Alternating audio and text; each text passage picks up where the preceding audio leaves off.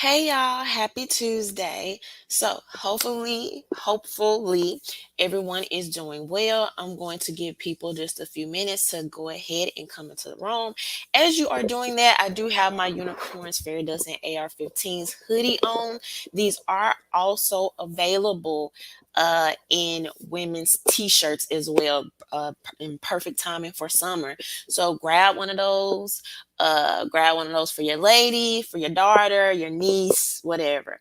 All right, those are in my link in the description box. Also, I want to take this time to go ahead and thank my patrons. Thank you so much for supporting my content.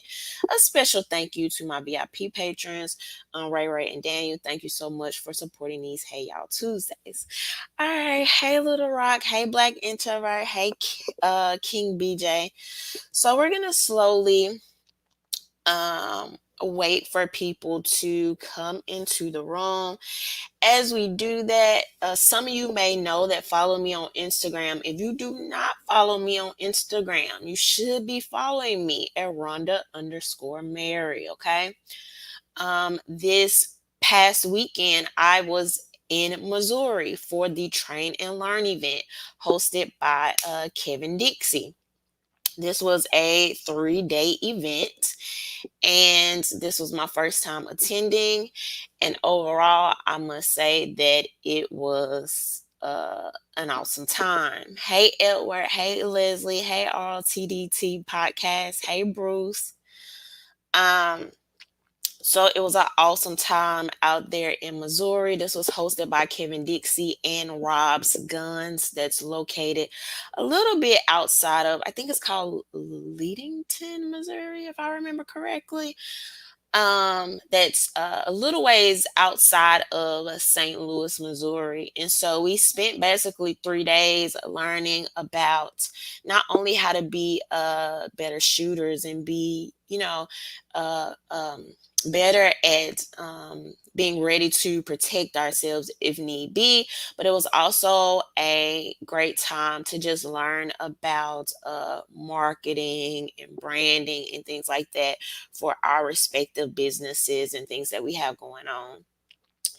Um, and it was a great networking event and things like that. Some of these sponsors, Breakthrough Clean, Carolina Customs, USCCA, Tactical Life, Brownells, Enforce, Facts and Firearms, and Walkers, I think were most of the sponsors. And so they were there showing us their products, some of the newest gear and equipment.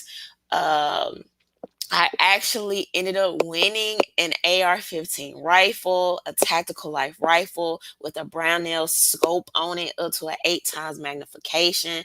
So this is super, like, it was just super dope. And super excited, and I will highly recommend.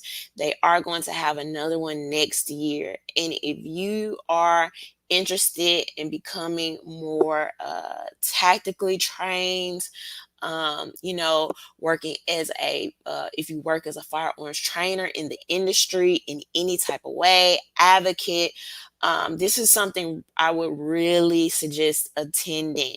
Now, as a person that's fairly newer, I still consider myself a new gun owner, because there's just a lot to learn, especially to work your way up to just being able to actually using your firearm in a defensive shooting if need be. Um, it's a lot to learn. It's a lot of repetition. It's a lot of going to different classes. It's a lot of dry firing. It's just a lot, you know. And people who don't know a lot about actually owning firearms actually know about the laws and the court systems and the insurance that you should own and all these other things that go into it. You may think, oh, gun owners just get off so easily, or it's just no responsibility with that comes with owning a firearm. That is absolutely false, especially depending on the state you're in. If you don't want them to put you under the jail if you ever have to possibly use that firearm in a situation. And some of you may remember I even talked about a story several months ago where a guy was defending his family, and I don't know what ended up happening with that case, but he was defending his wife and his child, and they booked him, and he was in the jail at that point for maybe like 3 months. I don't know how the situation went from there, but it could be a lot that goes with it depending on the actual situation. So obviously it's something I want to keep learning so I can be a better advocate, share my experiences with y'all, hopefully inspire other people to take it upon themselves to learn more. And though it is a big responsibility, it's a great responsibility to have, particularly in a time like this. If you're gonna be the person talking about the police shouldn't be doing this, they should be doing this, they can't be doing that, specifically, these are the people that I will really hope will take it upon themselves to hopefully be able to negate some of that. If you can be able to feel protected, right? And things like that. So, as far as a class and as it goes for beginners, I would say, just as a recommendation, based on my experience, this class is not for a person that's never touched a firearm and never learned any safety stuff. This is not what this training is about. It is definitely for people that are somewhat familiar, right? Like you've at least already done your basic pistol course. So, very familiar with safety, familiar with how to handle and shoot a firearm. I would say that's for, and you don't even have to be super crazy, good or like a professional shooter, but you should have some knowledge, right? Some working knowledge of operating a firearm and a basic safety and things like that to be properly prepared. So, yeah, I think I told y'all I want my rifle. Yeah, I told you, with Tactical Life and my Brownell scope on it. And so I'm super excited. Y'all will probably see me doing content soon with that. But it's a cool time. I got to link up with some familiar faces, and then I got to link up with some people that I've been waiting to meet, and then I got to meet new people. I got to practically be off of social media for 3 days straight, which was great. Just sometimes being in the actual real world with real humans doing real things. All right, not having a bad energy and you should be mad about this today, and this is what the world, or this is what this person across the country is going through, so you need to take on that burden, even though you don't know this person or this situation and things like that.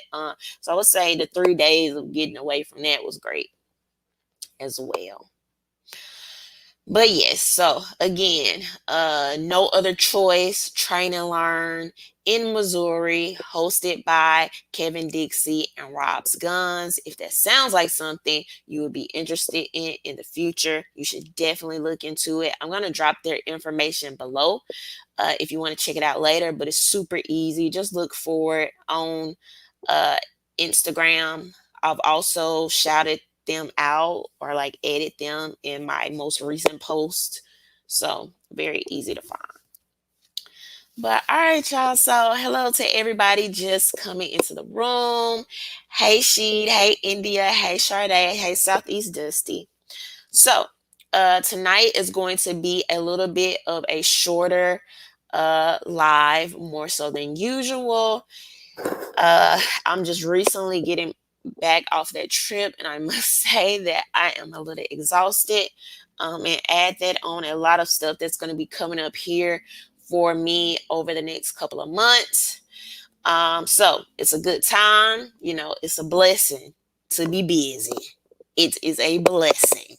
So, uh, that's a positive thing. I will always look at that like that. But all right, y'all. So we're gonna just briefly talk about some things that I've noticed since the time that I've been back in the real world that I wanted to just briefly mention. Black introvert, remember my birthday. I wasn't even gonna say anything.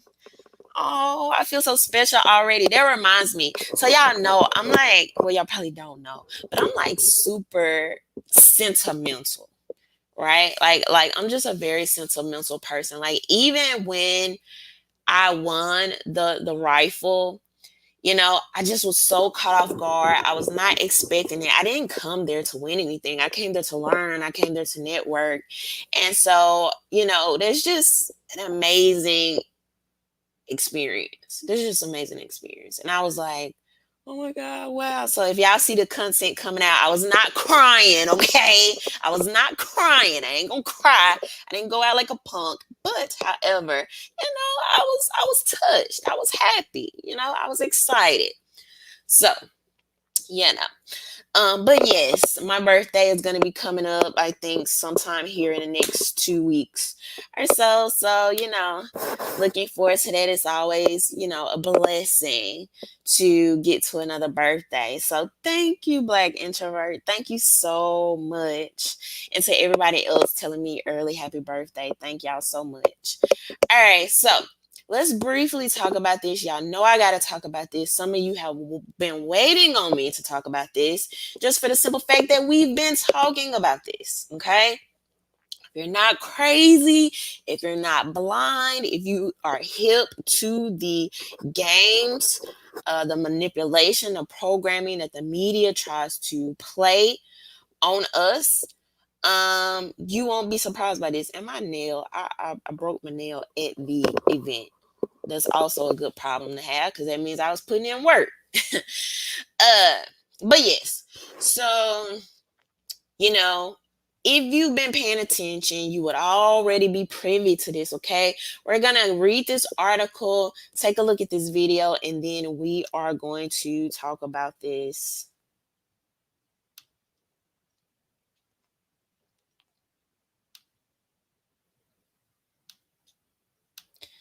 All right, so this is according to NewYorkPost.com. Black Lives Matter co-founder Patrisse Cullors resigns amid controversy. The embattled co-founder of Black Lives Matter announced on Thursday that she's resigning as executive director amid criticism over her lavish lifestyle. Patrisse Cullors, and I hope I'm saying her name right. Y'all know, like, I screw up names like all the time. And y'all just let me rocks. So I thank you for that. But anyway, who has been at the helm of the Black Lives Matter Global Network Foundation for nearly 6 years, says she is leaving to focus on a book and a TV deal. Right? So don't forget that. We're gonna come back to that in a second. Book and TV. I'm excited. I'm jumping the gun. We're gonna come back to that. Her last day with the foundation is Friday. I've created the infrastructure and the support and the necessary bones and foundation so that I can leave, Collier said. It feels like the time is right. I bet it does. But her resignation comes amid controversy over the group's finances and Collier's personal wealth, including an alleged real estate buying spree in which she snagged 4 high-end homes for $3.2 million in the U.S., according to property records reported last month. But Collier said her departure has, I'm going to just say Patrisse because I feel like I'm butchering it. But Patrisse said her departure has been in the works and is not tied to those attacks. Those were right-wing attacks.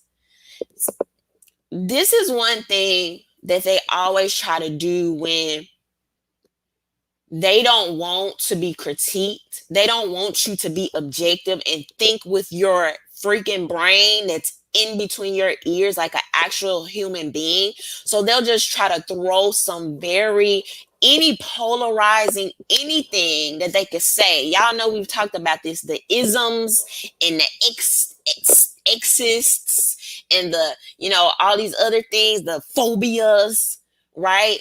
Right wing, they'll try to throw a political ideology on it. Okay. These are attacks that they'll do to try to cut you off at the knees. So they'll try to act like you don't have a point. They'll try to group you in, make it polarizing as possible. Oh, that person there, X, Y, and Z. So don't even listen to that. Don't even listen to what could quite possibly be very, very applicable critiques and objectiveness. Okay. And I don't care about that. I don't give a crap. I'm going to say what I believe to be true. I'm going to attempt to be objective as possible. I don't care about these little names that they throw at you in this. I don't operate off what the right thinks about me, right? Like, to even act as if there aren't Black people or people all across the spectrum that are also questioning her motives, okay? The BLM Foundation revealed in February that it took in just over $90 million last year following the May 2020 murder of George Floyd, a Black man whose last breath under the knee of a white Minneapolis police officer inspired protests globally. The foundation said it ended 2020 with a balance of more than $60 million after spending nearly a quarter of its assets on operating expenses, grants to Black-led organizations, and other charitable giving, right? So when we say operating expenses, I broke this down previously. We went over it. That includes taking these people on trips, very almost lavish traveling accommodations and things like that. When we mention, what did it say in here? Grants to Black-led organizations, to be even more clear here about what those organizations would look like, mostly trans organizations. Okay, let's be clear about that. Do I think it's anything wrong with that on the surface level of it? No. Okay, I do believe that groups of people, demographics, including LGBT people, if you want to start an organization, host that organization, donate to that organization, have at it. You're absolutely free to do so. However, when you have an entire organization that was built on the seemingly death of straight Black men, and you go on to originally not only denounce the nuclear family structure, so in essence removing the men, but you never painted this as the beginning of what it actually is. And when I say what it actually is, the co-founder admitted to this. It actually being a front for a trans organization, making this in turn manipulative. That's the part I don't like. The manipulative part. You've manipulated the general public that don't know that this is in fact based on the founder's words. I'm not saying this as some type of, gotcha moment, or no. She went on record saying this in previous content. I showed you guys that it's available on the internet. She says, yes, this has always been a movement for trans people. Okay. Let's keep going. Critics of the foundation contend more of their money should have gone to the families of Black victims of police brutality who have been unable to access the resources needed to deal with their trauma and loss. Okay. That is the most tragic aspect. President of Oklahoma City BLM chapter and representative of the BLM 10, a national group of organizers that has publicly criticized the foundation over funding and transparency. So I also did content on that previously. If you guys remember correctly, BLM 10 is the group of the largest 10 BLM organizations, local organizations, right? The statewide networks, it came together like, look, bro, like, where's the money? What's going on? We're not being supported. This is not equitable, right? These were their own words. Now, these are supposed Marxists and communists, socialists, by their own admission. This is not anything I'm putting in their mouths. This is all by their own admission, who care about being equitable with Black folks, and then you turn around and not being equitable. You don't be equitable with Black folks. So this is a microscopic view of watching socialism at work on a smaller scale. When you go into this saying, hey, we're going to be equitable, we're going to use these resources to fund these products, and then you have ego, manipulation, lies, and all these other things, human nature, some of those other ugly sides, negative sides of human nature coming into play. But when the top socialists are the only one controlling the money, they are the ones touching the money, aka switch this for government, right? And think about in that aspect of it. You can say, the people at the top can say, oh, we socialists all day, we're Marxists, we want to be equitable. But when they're the only ones touching the money, they can tell you up front, hey, we're going to be equitable. But when they run off on the plug, what can you do? What you going to do? When that ugly human nature of somebody that you thought you could trust comes in, what are you going to do?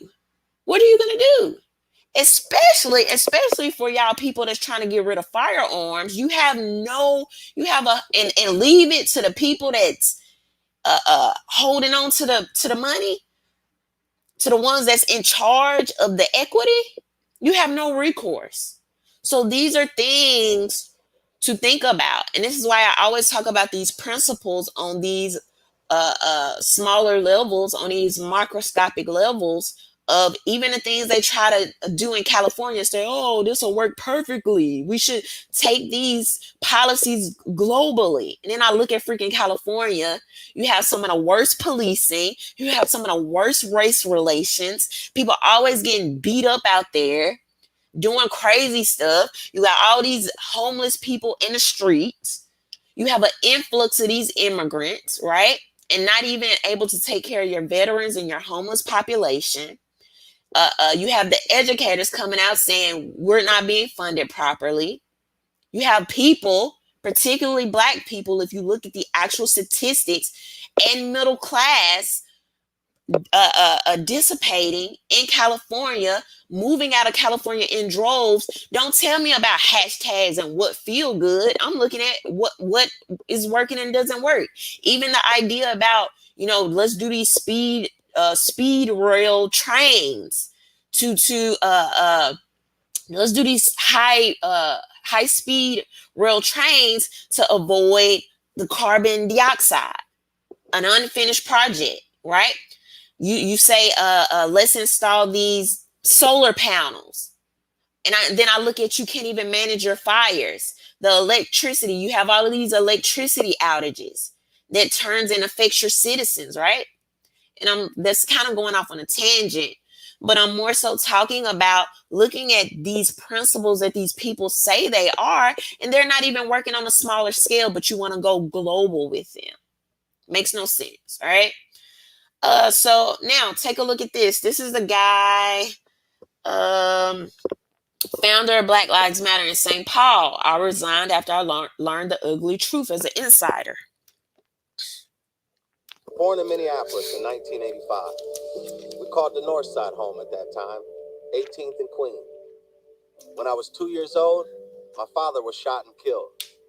My mother wasn't able to take care of me, so I was raised by my grandparents. They told me that if I was going to change my life for the better, education was the answer. So I worked hard in school. I got into Hamline University and earned a college degree, first in my family. Then I went on to earn a master's in education from St. Mary's University of Minnesota.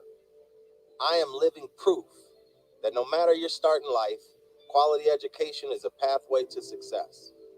I want the same success for our children in our communities. That's why in 2015, I was the founder of Black Lives Matter in St. Paul. I believe the organization stood for exactly what the name implies. Black lives do matter. However, after a year on the inside, I learned they had little concern for rebuilding Black families, and they cared even less about improving the quality of education for students in Minneapolis. That was made clear when they publicly denounced charter schools alongside the teachers union. I was an insider in Black Lives Matter, and I learned the ugly truth. The moratorium on charter schools does not support rebuilding the Black family, but it does create barriers to a better education for Black children. I resigned from Black Lives Matter after a year and a half, but I didn't quit working to improve Black lives and access to a great education. Today, I serve as the president and executive director. Okay, this goes into talking about him. All right, but y'all kind of see that. You see what's happening. And so we've been talking about this for a while. Um, I mean, we've literally talked about this. I told y'all that after the election, you have some people now thinking like this is some type of coincidence. This is some type of no, no. They are literally discrediting right in front of our eyes. Let me bring this down a little bit. Right in front of our eyes, we are watching them discredit and dissolve this organization. It's happening right in front of our eyes. This is not a coincidence. This is directly related to the election and who's in office now. Okay? Black Lives Matter has been a huge factor of manipulating the general public. And if you can't see this for what it is, I just don't know what to tell you or to say at this point. But this is not just some coincidence. This is not some, when you have people now like Mark Lamont Hill, who are not only interviewing the previous co-founder, but also interviewing these mothers. As y'all know, there were a lot of mothers who came out to basically, say how they were being used. Now everybody's picking up that story. Now it's popular to say, if you said this, as some of you may know that's been rocking with me for the last few years here, if you were to say this 3 years ago, 4 years ago, it wasn't as popular. It wasn't as cool. It wasn't as a thing to do. People were going to come for you. They were going to attack you. They were going to question you, question your motives, question if you down. What's more down than not wanting people to be manipulated by their emotions, manipulated by these are real people. These are real people that have died, y'all. This is not like a video game. It's not funny. Like, you don't, it's not like a freaking video game that you just say start over or play again. These are real families. And to see what some of us have known for a while now, to see people manipulate that is very concerning and very hurtful. And that's why I've been trying to ring the alarm and wanting to see people be loosed from this organization, be free, not be used, not be manipulated. I don't know how that would make us bad people. And these same manipulation tactics that BLM used, BLM Global Network, and even some of the local BLMs, some of these same tactics are used by your fave politicians, your fave celebrities. And so when I tell people this, I'm not telling you for no reason. I don't have a hate towards these people or any disdain towards them on a personal level. I am, however, very much so bothered by the manipulation tactics, the social programming, the social engineering. It's very hurtful to see people get so wrapped up, even much so that you would attack, you would lose friendships, connections with people you know in real life, people that are up the block from you, people that have way more in common with you People that are probably way more likely to be trustworthy, people that don't have a freaking corporation and sponsors sending them contracts telling them what they can say, what they can't say, what they can post, what they can't post, what they can favor or believe in, and what they can't.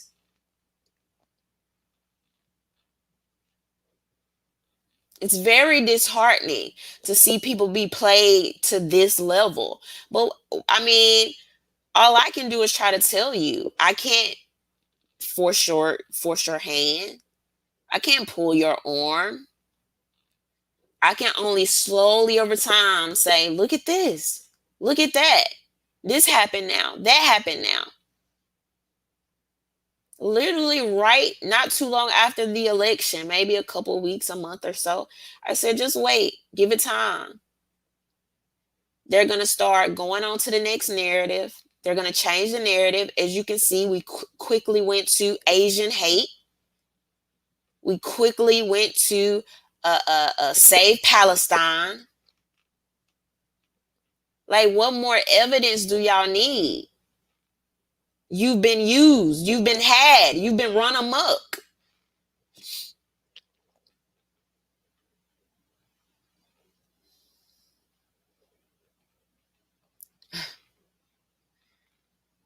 This idea, even through, whether it be through representation, whether it be through emotion, this idea that in general, politicians, celebrities, or even these global activists have our best interest at heart uh, is more likely to not be the truth, is more likely to not be the case. And a lot of these things are interconnected, right? Even having a Black Lives Matter global network that on the back end, those payments being directed to Act Blue, to the DNC, and things like this.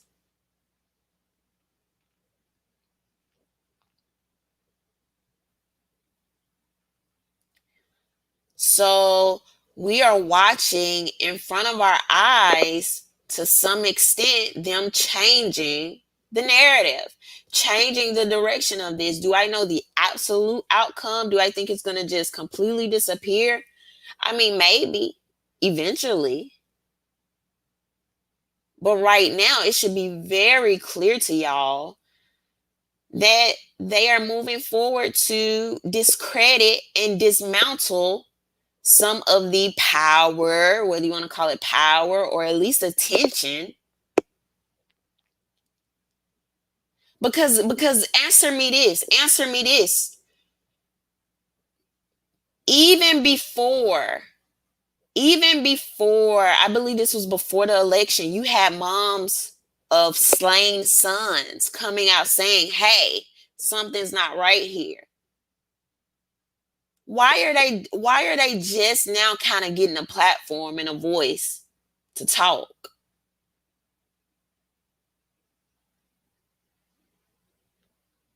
We've talked about this. We've talked about the media being gatekeepers. We've talked about social media controlling and manipulating the algorithms to create or manipulate when we do or do not talk about something.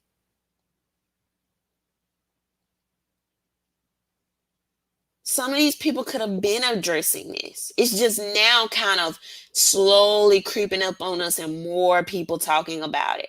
I even see people talking about it on these like urban media sites now.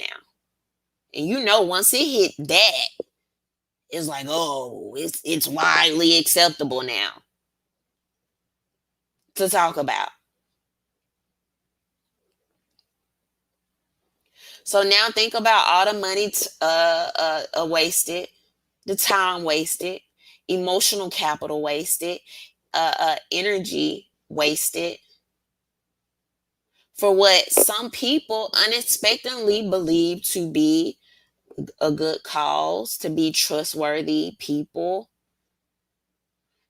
And it's just very unfortunate. And a lot of these people you have to take with a grain of salt. Even these corporations. I think I may have mentioned this previously.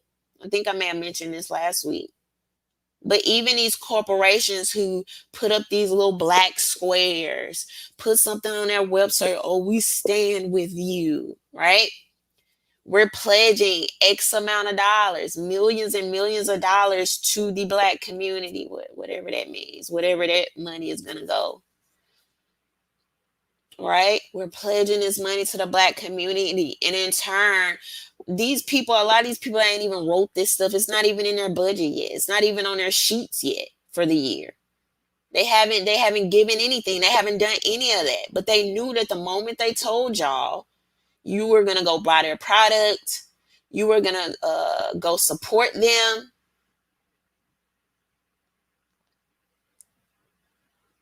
We're in a generation that loves pandering, loves symbolism.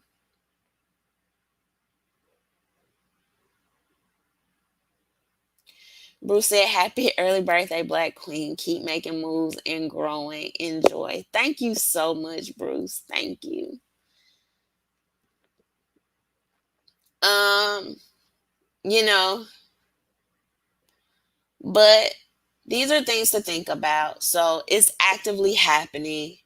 If you didn't know that, hopefully you know now. These are some things to keep in mind going forward.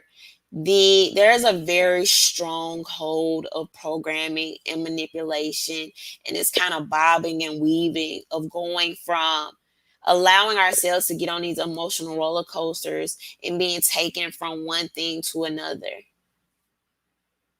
based on how they feel, based on what products or what outrage, what flavor of outrage they want to sell this month.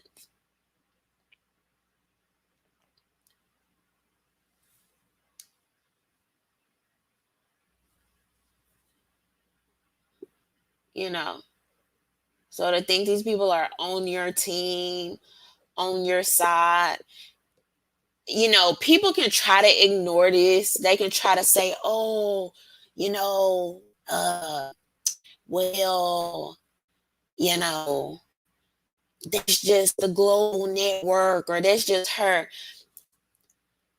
Corporate sets a tone. Corporate sets a tone for the culture of an organization. I don't, you can try to overtalk it. You can try to act like it's not real. You can try to act like it doesn't exist. It's a reason why me in Mississippi and a person all the way in freaking wherever, Missouri, we could have never met each other ever in life, but we'll both know that McDonald's has a reputation for their freaking ice cream machine never working. Walmart has a reputation for none of their lines ever being open. Chick-fil-A has a representation for being friendly.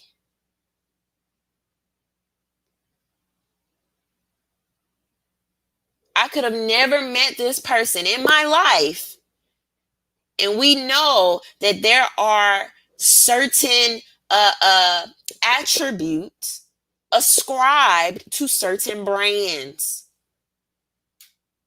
You can ask somebody all the way in California what they think about Spirit Airlines, and chances are they're probably going to say something similar to a person that would be in Mississippi about what these brands represent.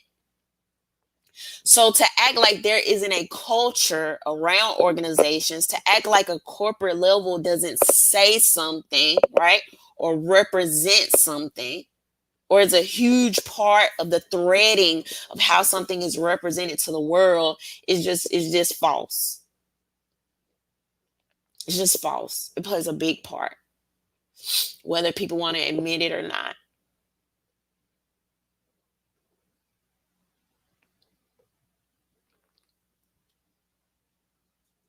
So, you know, but we'll continue to see. We'll continue to see what happens with this. I think, don't know where we'll be in the next 4 years or so when election time comes up. But I know they're specifically implementing things, right? I did the story about, now they said they don't even want to talk about Black death anymore. They want to make it about Black joy. Now that Act Blue gave money to the DNC, the DNC's candidate won. Now you want people to be happy for the next 4 years. Y'all see what I'm saying? This is not coincidence. This is not coincidence. Let's not pretend it. Let's not give the benefit of the doubt, even when we steadily see things that just not lining up. We can be real about it at this point. It's okay. It's okay. It's okay.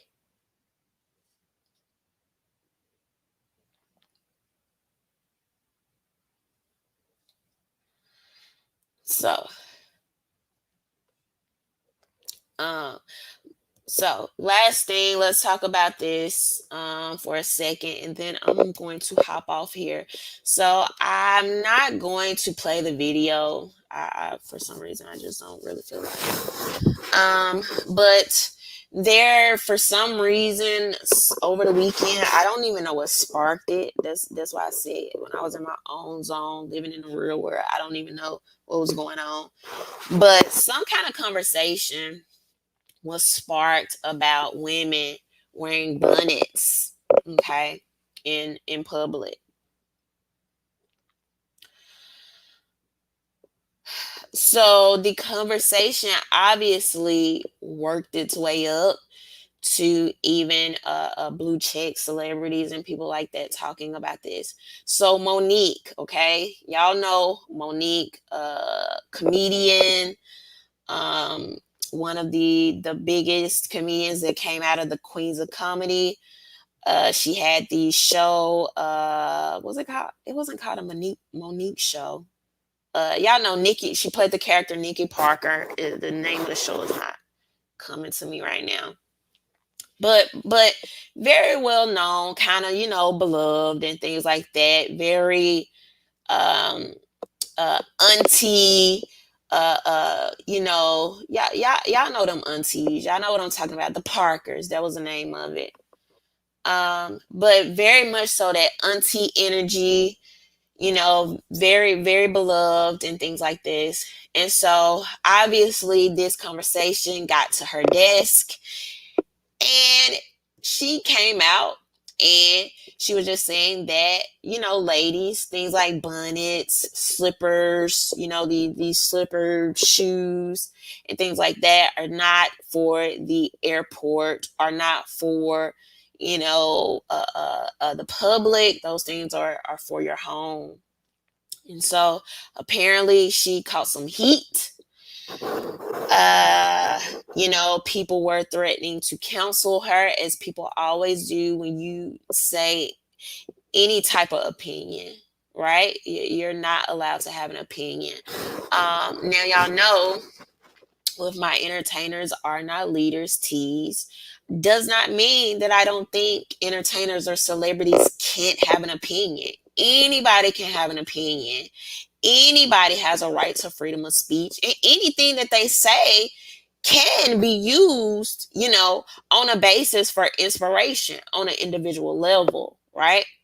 However, that goes into another discussion when these people are said to be the representation just merely based on their celebrity status of the Black community, right?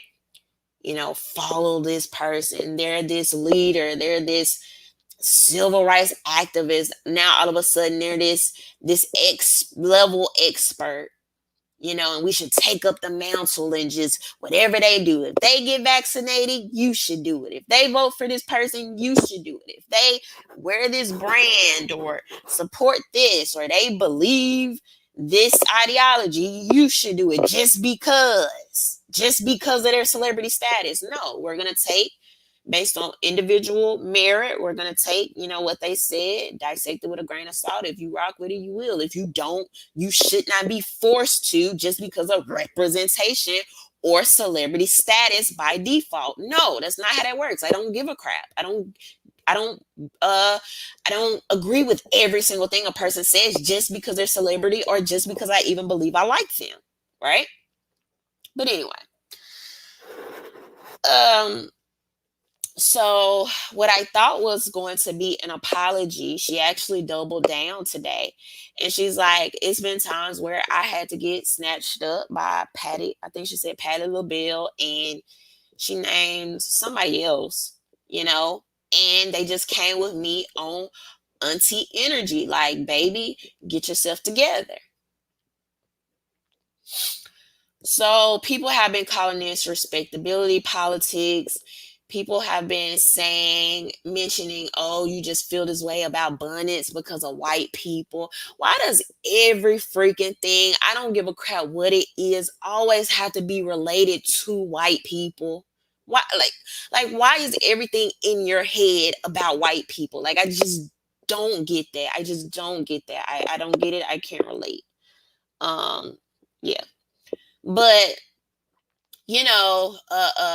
saying you not letting black women live, you not letting black women just exist and things like that.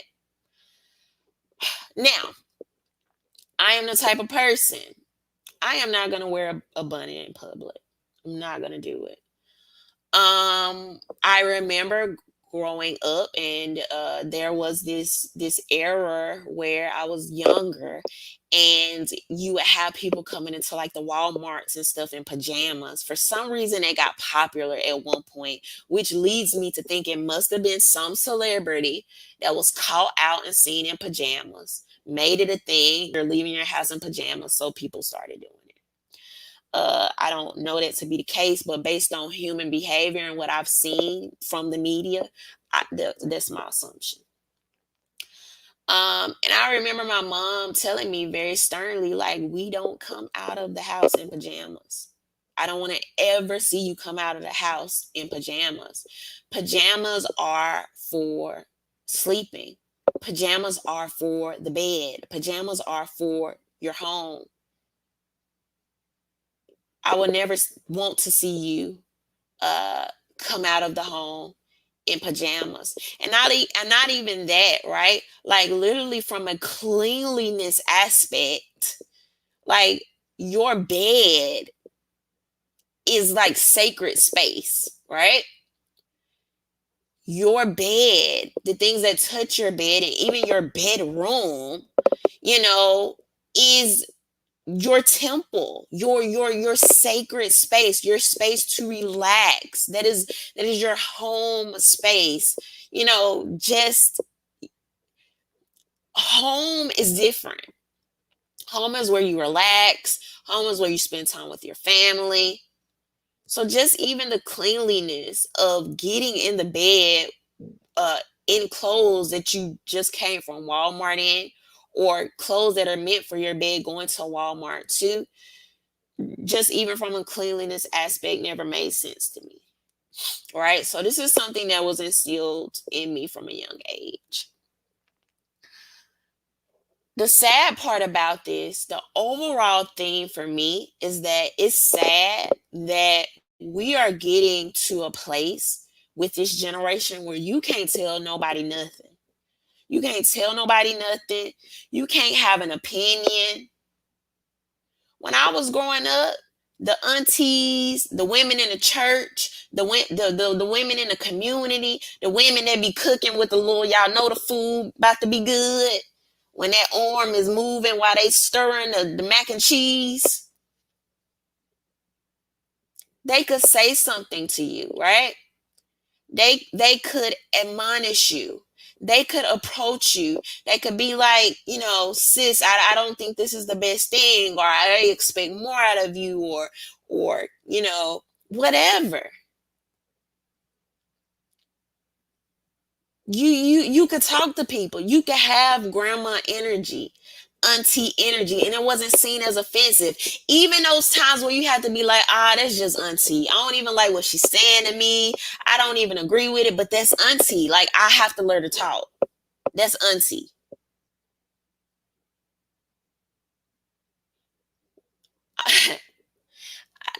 It's getting there now. And for those of you that are forward thinking, you have discernment to see.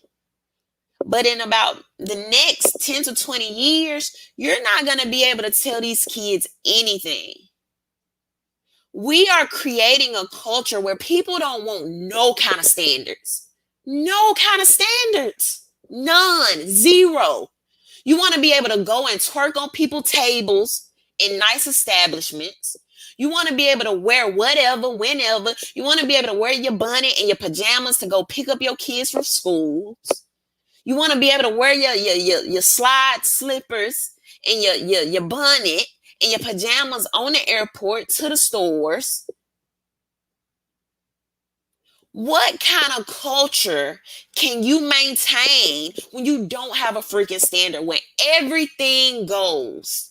It's beyond the freaking bonnets. It's beyond it.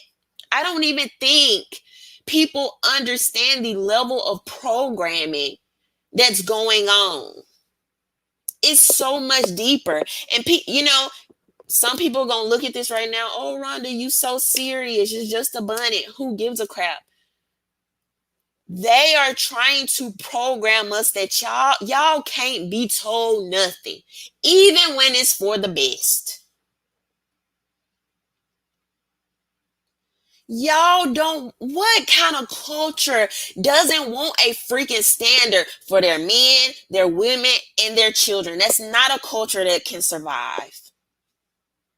It's not a culture or a community that can thrive at all. Everything goes. Everything is okay. From the sexual deviancy, from kids making a gender and sexual decisions at a young age, children dressing any type of way, children twerking on the freaking internet, want to dress any type of way, want to talk any type of way. There's you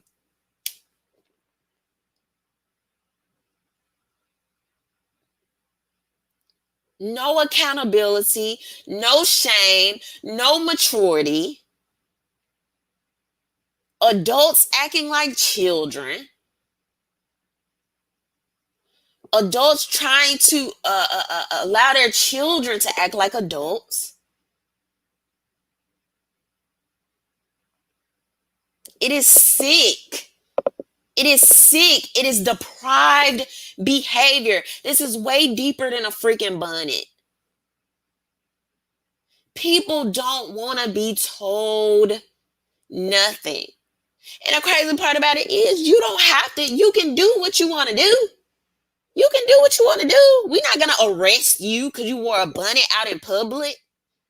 But to tell these women that been around for years that they can't even say nothing to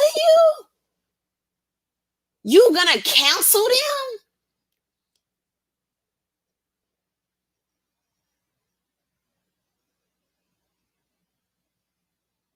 Nobody told you that you can't cover your hair. Y'all know every now and again I'll have on my head wrapping and still look nice, look presentable. Bonnets are sleep wear. That's literally what they are. That's literally what they were created for, to protect your hair as you sleep, making them a part of your sleep wear, that sacred space. And then let's just keep it real. Let's just keep it all the way real. Don't even get me into the laziness aspect of it. You already have so many of us that don't want to care for our hair, aren't caring for our daughter's hair as need be, and then got the nerve to say that you don't even just want to take your bonnet off and fluff or whatever you need to do before going out. Don't want to take the time to adorn your hair with a beautiful head wrapping. Don't want to take the time to just simply comb your hair before you step foot into the world. What does that say about your time management? What does that say about how you showing up in the world?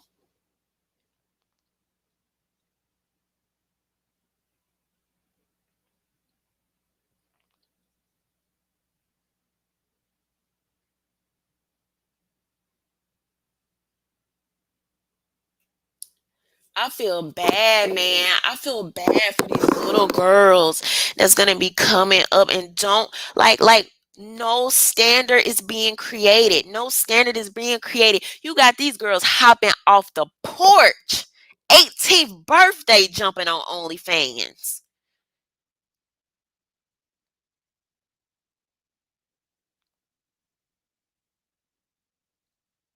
I seen a mother, or I assume her to be a mother, seen this video floating around, got three little boys coming up twerking behind her.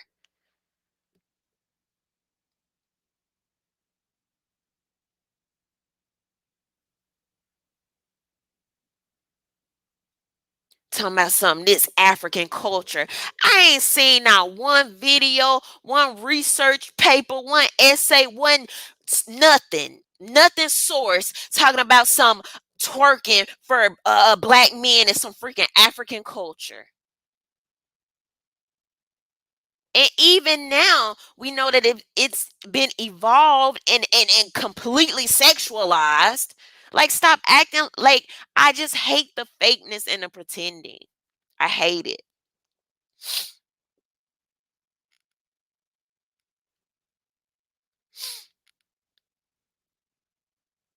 I'm not even going to wear flip flops to the airport. I don't want my feet, my beautiful feet with the white toenail polish. I don't want my feet touching a freaking public federal airport. My skin.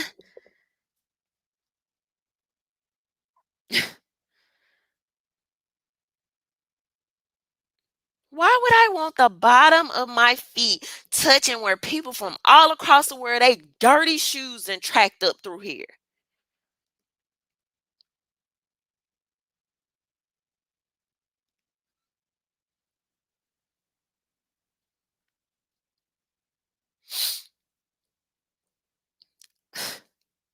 Our bodies, are gifts, like are gifts from God. I was thinking about this. Maybe this was like a week or two ago, and I was in the gym, right? And I've been consistent, but I'm trying to get back in the gym a little heavier now.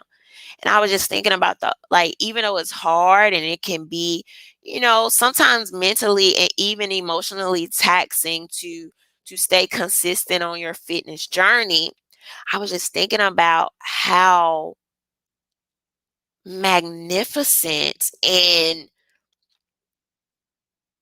just in all I am, like how wondrous it is, the human body, how we are so intelligently designed that if you make up in your mind that you want your muscles to grow,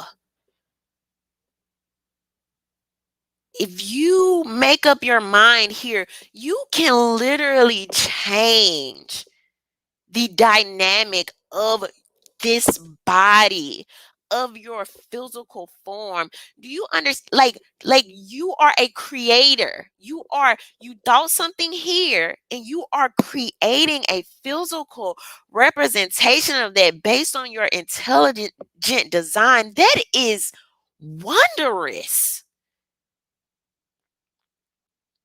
That is amazing. That is beautiful. We can heal ourselves. We can boost our immune systems. We can shrink and grow our bodies. Like, do y'all, that is like, when you think about every cell in your body, you can create and manipulate and avoid disease, dis-ease in your body by your thoughts, by what you feed yourself. I feel like we don't even talk about that enough. That is so amazing and beautiful and not to be taken lightly.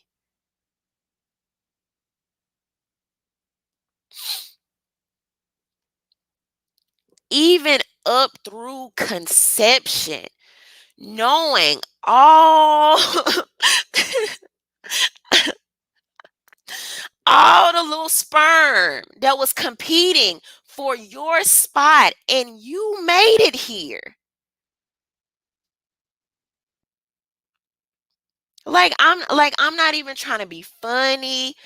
Like, y'all, when you just really sit there, even watching a scar over time heal itself, watch you go from knowing nothing about this hobby to learn, your brain expanding, your knowledge, our ability to remember things, our ability to go from knowing nothing about something to working our ways up to being an expert,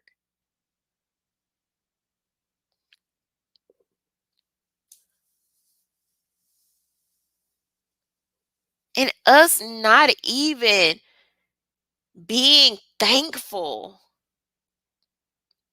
humbled, or not even considering these things. No, I'm not about to go put my feet that were so intelligently designed on a freaking airport floor. No, I'm not going to take the clothes created for my sacred space into public. Yes, I am going to be cognizant of how I am representing this beautiful creation to the world. No, I'm not going to be lazy. And I actually love this look. This is one of my favorite looks. This is like I was made like this. Beautiful, kinky, coily hair that reaches, stretches towards the sky.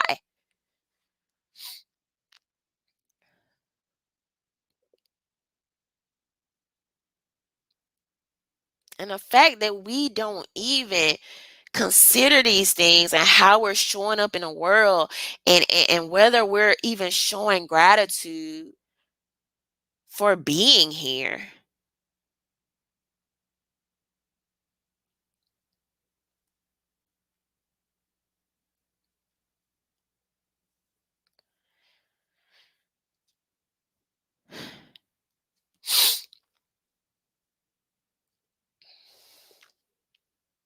So I don't think Monique is wrong. And even more so than me not thinking her wrong, the audacity for people to go on and try to counsel her.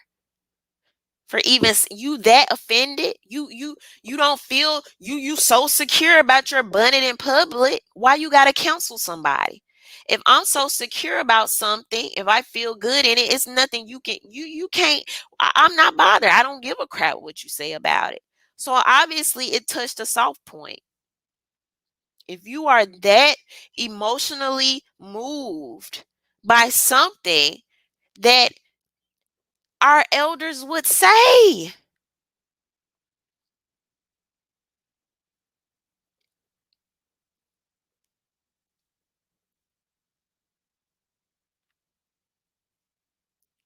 if you are so emotionally moved, what's the real problem here?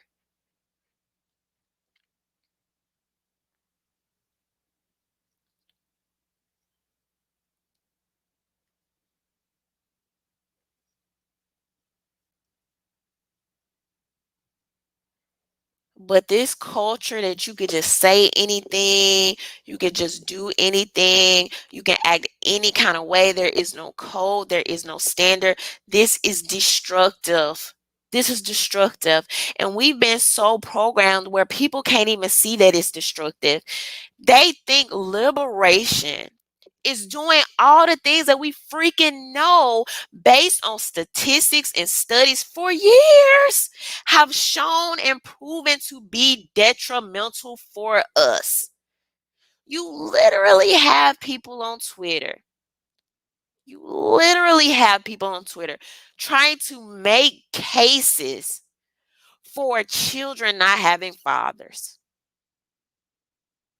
When every study, research based on my prior work in inner communities, women, especially as these young boys reach these teenage ages, I can't reach him. I can't talk to him. I can't do anything with him. He needs a male figure based on alcoholism rates, teen pregnancies, school dropout rates, prison population. How you gonna say you pro criminal justice reform and don't want to look at the impact that fathers have on helping their children negate the criminal justice system?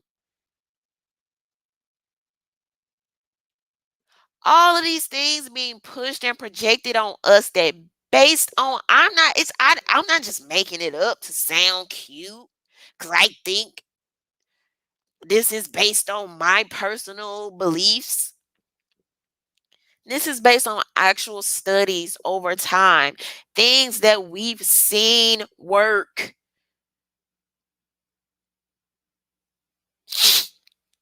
Thank you, Ray, for the super chat. MM said the elite have standards for their children in their homes, but they tell your children to live free and do what thou wilt so they can be destroyed. I'm so glad you said this, and thanks for the super chat.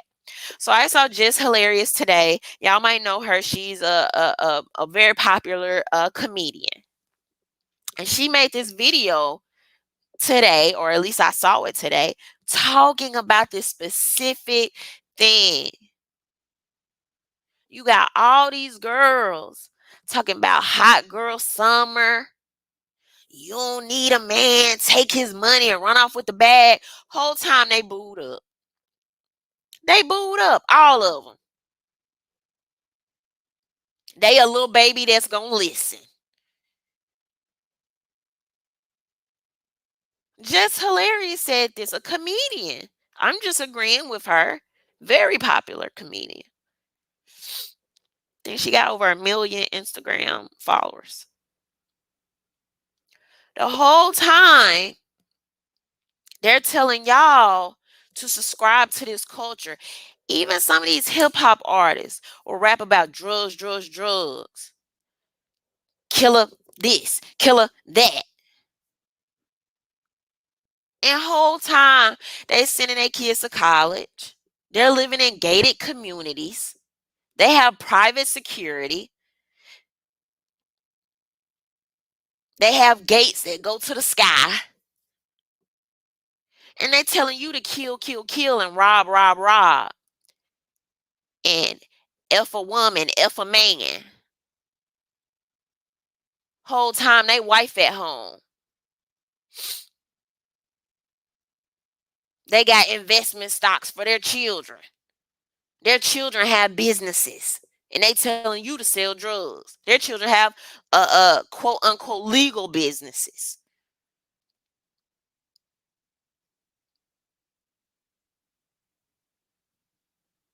Some of your main, most notable hip hop artists, particularly some of the ones that's been in the game for a while, know the benefits of building a life with someone, know the benefits of the nuclear family.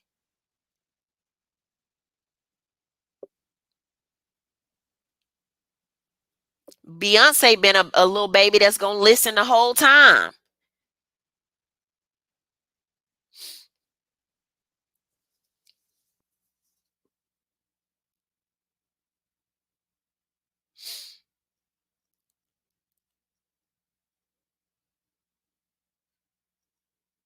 These people have standards.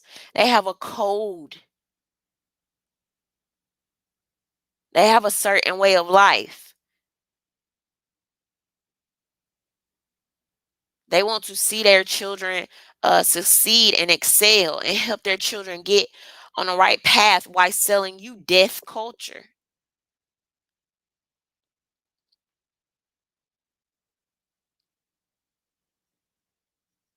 Selling you everything to decimate and destroy your community. a community that they'll hashtag, they'll tweet about to make you think like they one and the same. And the whole time they're doing something different. Thank you for the super chat, MM. Racer X said you sounded like Granny RhondaMary, but I'm here for it. Thank you for the super chat. A community, a country that does not have standards cannot last, cannot maintain. A place where anything goes cannot maintain, cannot last. So as y'all continue to see the further destruction, education worsening, gender relations worsening, families, structures worsening, wealth building, ownership worsening. It's not accident. It's not accidental. Then when you know these things are interconnected and you connect it back to politics, a destroyed people are trusting people. A destroyed people are a needy people. A destroyed people are a dependent people.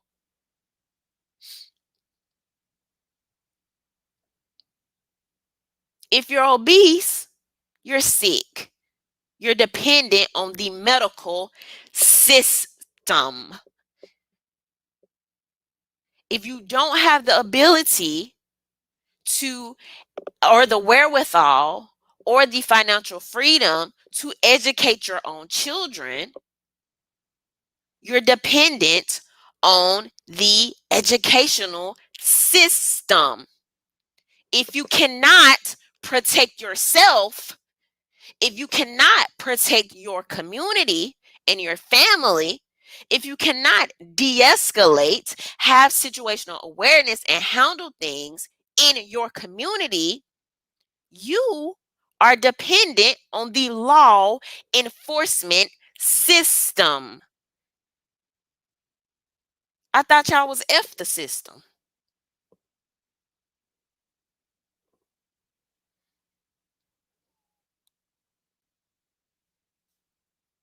You think politicians don't know this?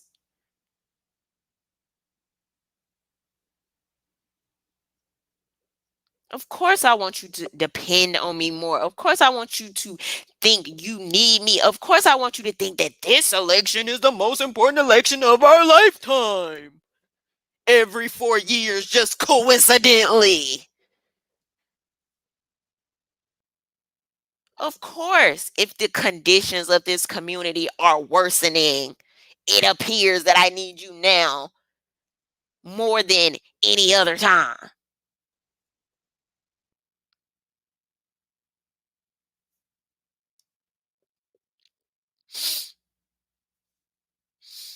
Jupiter Ice said, I was in Atlanta airport Sunday on layover and I'm shaking my head when I seen women with plastic bags and PJs on at the airport looking a mess, totally classless. Thank you for the super chat.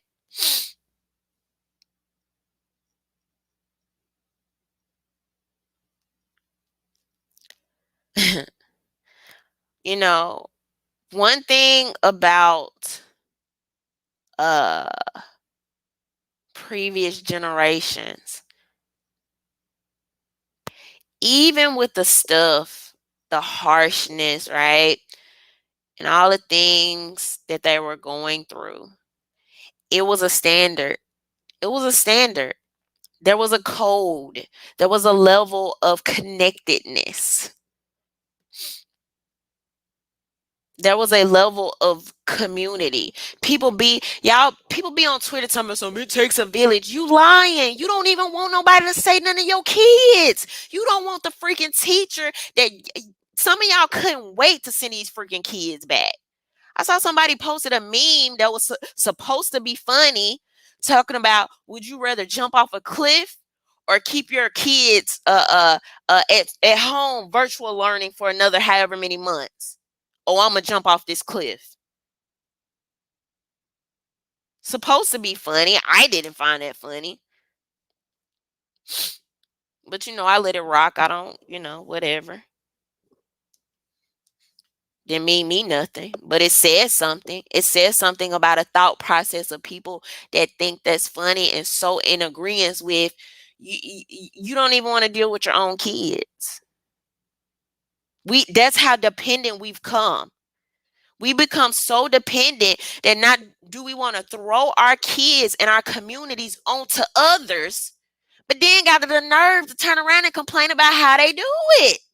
Want to talk about how the teacher's so racist, the police so racist, they shouldn't have did this, they shouldn't have did that, they shot too early, they shot too soon. They don't teach my kids this, they should be teaching this. And then I know it's always going to revert to I pay taxes. Taxes been theft the whole time. It's a money laundering scheme. So let's just go and get that out the way and off the table. It's a money laundering scheme. They ain't fixing the streets. They're not doing anything significant. Had the nerve to turn around and try to keep us in our homes for a year while freaking Jeff Bezos family and a Walton family didn't have to shut nothing down. So that's been theft the whole time. So can't even use that argument.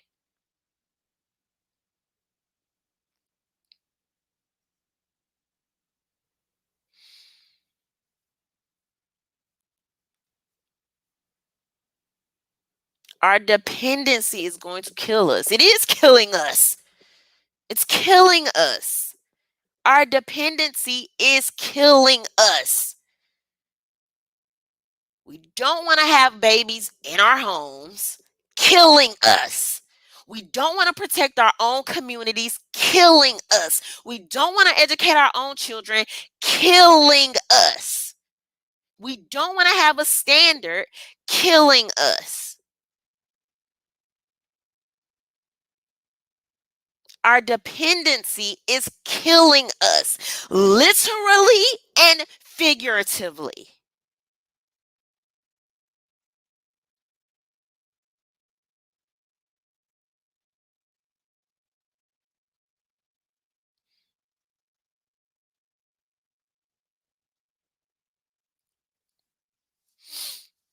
So, but hey, I'm just little old RhondaMary, and I just be on the internet talking about stuff I see, and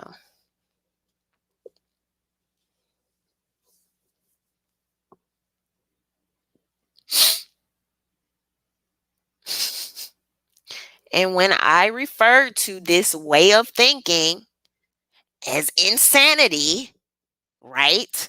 Doing something, the exact same thing over and over and over and over and expecting a different result. When I refer to this as insanity, obviously that's offensive.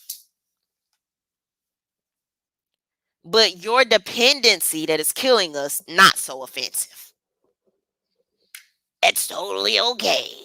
Not having a standard, that's not offensive. Totally okay.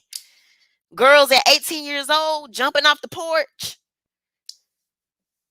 straight into OnlyFans, you ain't even tried yet.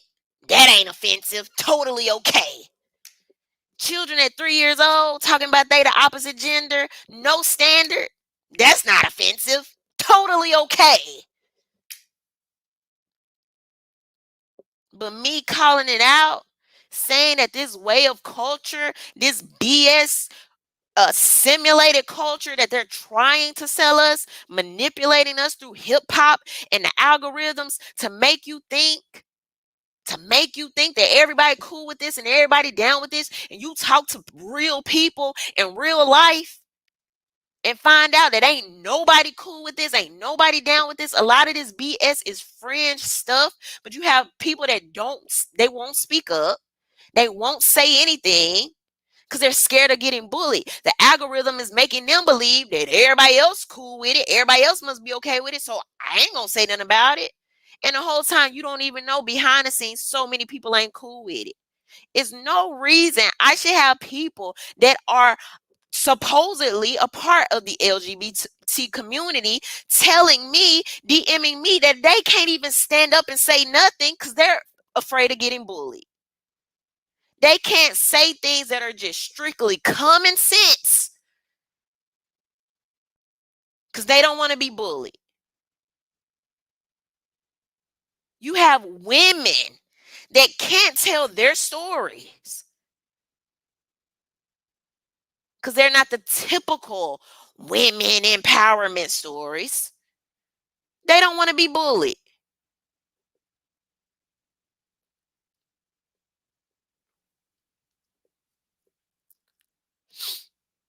How liberating for who? The people that's already on the team? The people that already get a pass?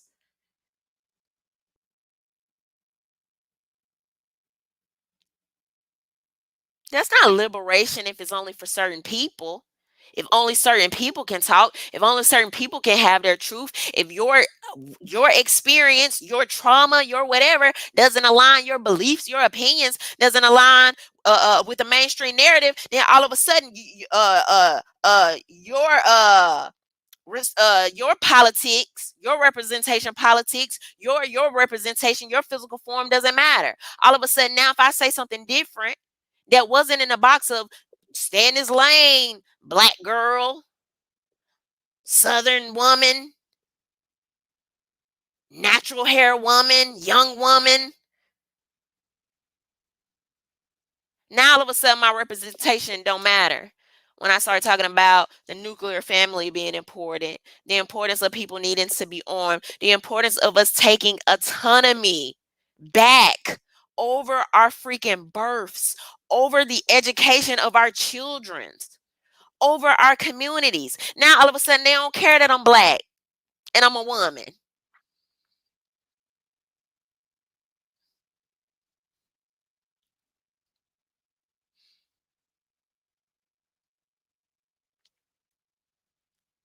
Representation obviously only matters when you already fit into the box cut out for you. How stereotypical is that? How stereotypical is that? Some of this stuff, when you actually listen to these people talk, is very stereotypical, very sexist, very biased, and then they had a nerve to mask it behind progressiveness, to mask it behind representation, to mask it behind diversity. Listen to some of these gender fringe, gender queer people talk. Just listen to them. Not only do they sound very ridiculous, they're very sexist. Very sexist. To have the nerve to tell your little boy, because he likes the color pink, because he likes ballet, because he likes choir, because he likes to play an instrument, because he picked up a doll, to automatically associate that to transgenderism instead of saying, hey, maybe you're a different, diverse type of little boy. Why you just can't be a different type of little boy? Why are we associating these things to transgenderism? Why are we trying to actually take real diversity from people? I know grown men who are women's fashion stylists. They love women's fashion. I know grown men who are hairstylists that do hair, that do weaving. These people have families, they have children. I can only imagine if the culture was like this when they were growing up. I can only imagine. People would have been, oh, you sure you're not a woman? You sure you're not transgender? And then got the nerve. This is Twitter logic. This is Twitter logic. A 18-year-old young lady dating a 27-year-old man is manipulated, and she's naive. But a 3-year-old child knows their gender.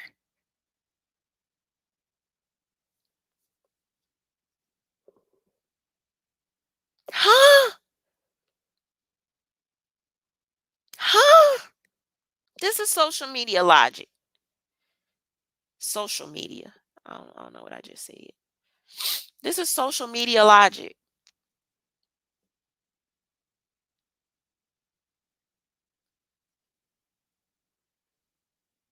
But if I talk about it, all of a sudden, my representation, my physical form doesn't matter. I really saw on Twitter, on Twitter, this was a couple of weeks ago. Somebody was tweeting, some white man talking about black people are everywhere on the TV I turn. They make up all the commercials and they have all these different stations and only make up 13% of the population. Like almost as if he's bothered by this. I'm like, that ain't no flex. That ain't no flex. That is not a flex. You jealous of that. You jealous of that. You ain't talking about we own however much of the country. We own however many businesses. We're showing up in these schools. We showing up on the money side of things, investments, anything that adds to the quality of life. Representation on TV, what the heck is coming out of Hollywood hasn't done anything for us. Not in this generation. So that's not a flex. That's actually a burden to us. We're being used. We're being used. We're the highest levels of consumers because of that representation. Oh, they threw a black person on their commercial. Now I'm going to go in debt for the new Cadillac, Tamika Mallory. That's not a flex. That's not anything to be jealous or upset about. We are being used as debt slaves for consumerism, for agendas, to push degeneracy, to push falsehoods, to push lies, social programming, social engineering, to sometimes change and shift culture in a downward way. That's not a flex because we seen everywhere. I've talked about this. Representation don't mean nothing if it's not adding to the quality of your life. What good does that do you to have you represented as a baby mama and a thug?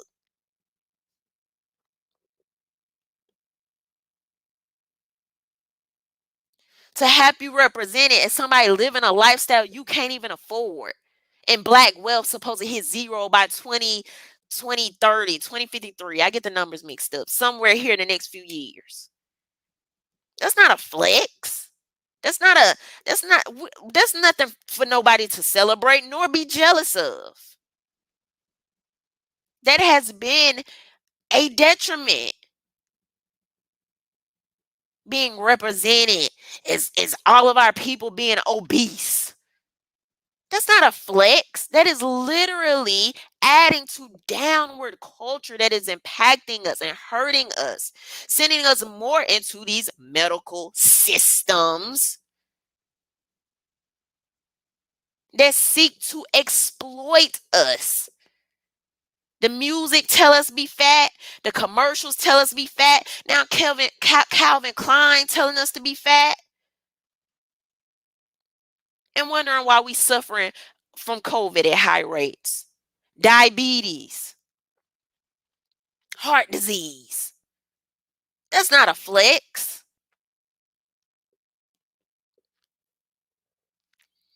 Music telling us to be debt slaves by every single thing that's outside of our local communities. Make Burberry rich. Make Dolce and Gabbana rich. Make Ralph Lauren rich. Ralph Lauren rich. That's not a flex.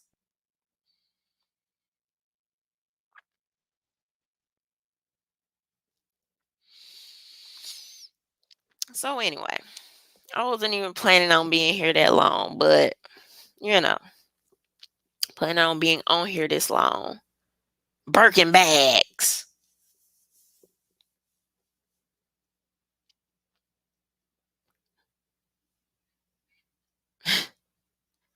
Like that whole, oh, we got this station dedicated to us. We got this. That has not, that has been to our detriment. I would presume that less representation would actually be better, because we know the type of stuff that's going to come out of Hollywood. We know the type of stuff. If you really think something's about to come out of Hollywood that is going to empower you, I got a Brooklyn Bridge I would like to sell you today for the low low.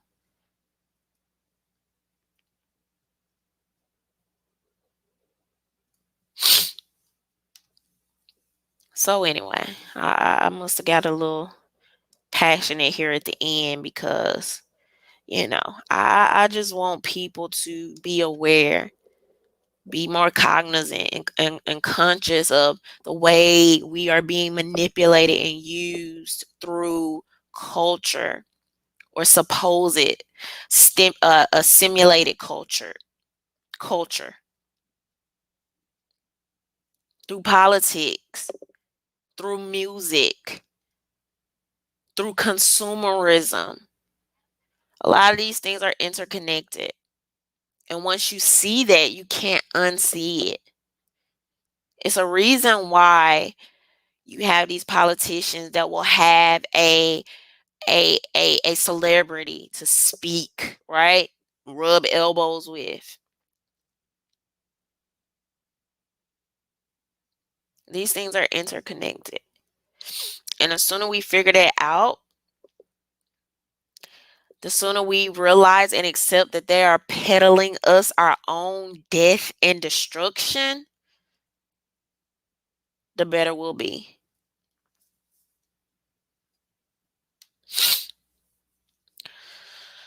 Jupiter, I say, Rhonda, symbolism will be our bondage and downfall to the Black community. Is already our bondage. It's already our bondage. If you can see yourself represented as something negative, as something detrimental to your image, and you count that as a win simply off representation, you're doing it wrong.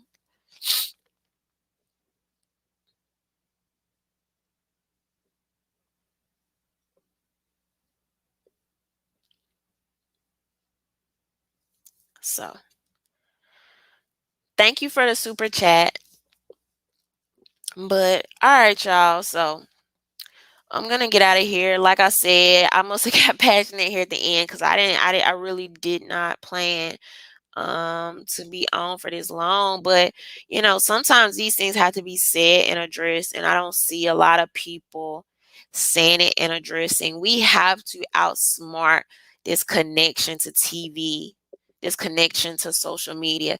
Even my 3 days off of the internet, I'm like, wow, like people are nice, the sun is shining, the grass is green, like the sky is blue. People are just humans. And to not have anybody else's anger or anything else that comes with social media projected on me for 3 strong days, you know. Um and like I said, this is an experiment. It's a social experiment. It's a it's a simulation in a lot of ways. What we see is what they want us to see and when they want us to see it, right? I mentioned this earlier about how some of the moms of the slain sons are just now being given a mic, just now being given attention. But this story's been out for months before the election. You think it's just a coincidence that they're being given a little credit, more credit now? a chance to speak their piece. Hmm.